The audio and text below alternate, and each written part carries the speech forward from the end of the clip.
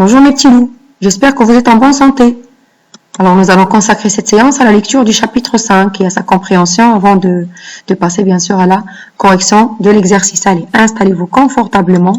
C'est vrai que le chapitre 5 est un peu lent, mais on doit le lire et le comprendre si on veut répondre aux questions de compréhension. Allez, on commence. Alors le lendemain, sa mère la réveille. La maman de Noura réveille Noura. Allez, grosse paresseuse, tout le monde est déjà levé. Alors la maman de Noura traite Noura de paresseuse, de quelqu'un qui a de la paresse et qui évite l'effort. Noura saute hors de son lit. Elle coiffe ses cheveux avec ses doigts. Elle est tellement pressée, elle cherche même pas le peigne. Elle coiffe ses cheveux avec ses doigts. Elle s'habille. Son père n'est pas rentré. Comment il le sait? Elle le voit dans les yeux de sa mère. Où a-t-il bien pu aller? Son petit déjeuner a du mal à passer. Comment prévenir sa mère qu'elle s'en va aussi? Je vais au jardin. Tu gardes Amel? Je reviens. C'est la maman qui parle ici, c'est Baya. Noura est paniquée, elle est affolée, elle a peur. Pourquoi? Parce que si elle doit surveiller le bébé, elle ne peut pas partir. Vous savez pourquoi maintenant? Elle est paniquée. Elle enfile ses chaussures, ramasse ses affaires dans son foulard et le noue pour en faire un baluchon. Donc quand on noue un foulard, et quand on le noue de quatre coins, ça donne un baluchon. Alors je vous montre un baluchon. D'accord? Ça forme ça. Baluchon. Elle trépigne. Alors, je vais vous montrer ce que c'est trépigner. Vous avez vu le pied de Mickey? Mickey trépigne. Ça veut dire il frappe des pieds contre le sol à coups rapides et à plusieurs reprises par impatience. Vous avez vu ses pieds? Les mouvements de son pied? Voilà. Donc, Mickey trépigne. Donc, Noura aussi trépigne parce qu'elle est prête, mais elle ne peut pas laisser Amel toute seule. Alors, elle prend le bébé dans ses bras. Elle l'embrasse et sort. Dans la rue, les enfants l'appellent. « Noura, tu viens jouer ?»« Pas le temps, » réplique Noura. Mais elle répond, mais d'un ton vif. Elle est sérieuse. « Non, j'ai le bébé. » Et elle s'engouffre. S'engouffre, ça veut dire elle entre avec précipitation dans la maison de Mamilia. Elle s'engouffre chez Mamilia, la voisine, à la peau si plissée. On avait dit que Mamilia est une personne âgée. Donc la peau est plissée. Voilà, remplie de rides. Plusieurs plis. Vous voyez les rides? Voilà. Et au regard si clair. Je dois partir, Mamilia, dit Noura. Tu comprends? Il faut que je règle cette histoire d'école. C'est important. Tu veux bien garder Amel pour moi? Noura n'est pas sûre que Mamilia ait bien entendu ce qu'elle lui a dit. Elle est de plus en plus sourde. Bien sûr, elle est âgée. Donc, quand on avance, quand on est âgé, on devient de plus en plus sourde. Mais la vieille, sourde, là, c'est quand on parle de Mamilia. Quand on parle quand c'est un adjectif masculin, c'est sourd. Quand c'est un adjectif féminin, on dit sourde. D'accord? Une personne sourde. Mais la vieille femme lui prend Amel des bras et lui sourit. Noura l'embrasse du bout des doigts et s'enfuit. Ne pas oublier de remplir la gourde puis. Alors là, elle parle à elle-même. Elle a une liste de ce qu'elle doit faire dans sa tête.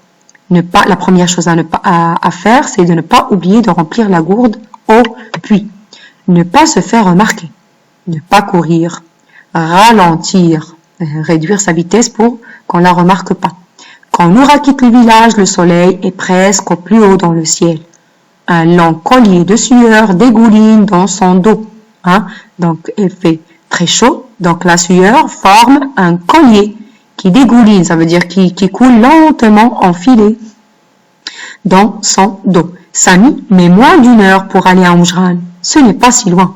Donc, elle a 1 heure de marche jusqu'à Oumjran. Noura sera rentrée avant le goûter, pourvu qu'elle ne croise pas une vipère des sables. Alors là, Noura exprime un souhait. Son souhait à elle, c'est de ne pas rencontrer, c'est de ne pas croiser de vipère. Alors, comme vous le savez tous, la vipère est venimeuse. Son venin est mortel. Donc, Noura ne souhaite pas croiser de vipère. Ses pieds commencent à s'échauffer contre la toile rêche. On avait dit que Noura porte des chaussures en toile, en tissu. Et qui la toile devient rêche, désagréable au toucher. Noura s'arrête et boit un long trait d'eau. Elle s'essuie le visage avec son foulard, puis elle le noue autour de sa tête. Cale sa bourse pour l'empêcher de caler, c'est empêcher une chose de bouger. c'est de la rendre immobile. Elle cale sa bourse d'un côté de sa ceinture et de l'autre côté, elle a calé sa gourde et repart. Il n'y a pas d'ombre le long de la route. Ses talons lui font très mal. La toile brûle la peau qui commence à cloquer. Alors là, la peau de Noura commence à gonfler. Des ampoules commencent à se former. Donc, ce n'est pas ce qui va arrêter Noura. Non, ce n'est pas des ampoules qui vont arrêter Noura d'avancer. Quand elle sera docteur, elle inventera des chaussures refroidissantes pour marcher sur les sols trop chauds. Donc, elle galère elle veut à tout prix partir à l'école. Donc, elle a pensé aux enfants de son âge, dans sa situation. Donc, elle a décidé que quand elle sera docteur, elle va inventer des chaussures refroidissantes pour marcher sur les sols trop chauds. Allez, on poursuit le chapitre. Un bruit de moteur la surprend. Une vieille voiture klaxonne 2 fois et s'arrête près d'elle. « Et toi, qu'est-ce que tu fais là toute seule ?» dit un homme en passant sa tête par la fenêtre ouverte.